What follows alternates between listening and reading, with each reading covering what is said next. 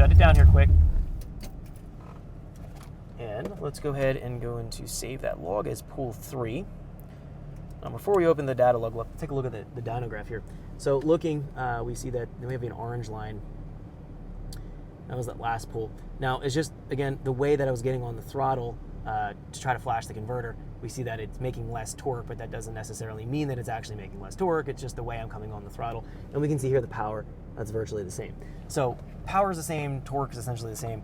Let's look at the data because that's really what we're interested in. And really the change on that pull was going to be taking a look at the effect of changing the target air fuel. If we go here, go to open, go to pool 3. Let's take a look at our data here quick.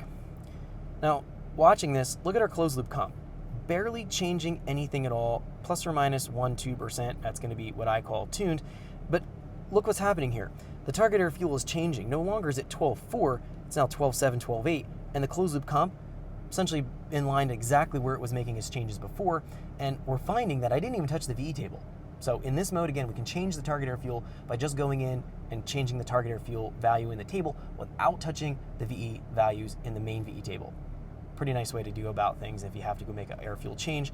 So I'll go back here to target air fuel. I'm gonna go just reset this back to 12.4 because that seems to be kind of the sweet spot working with an LS engine.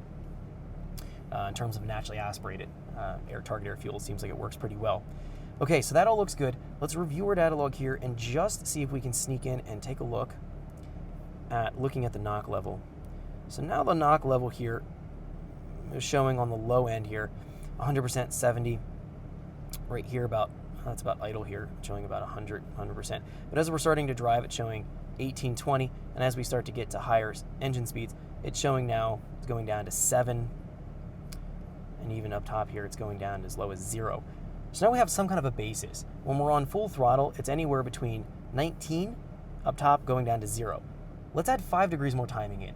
Let's see what kind of power it makes and see what the knock level's doing. Now, if we have a jump in a knock level, that could mean we have knocker pre-ignition.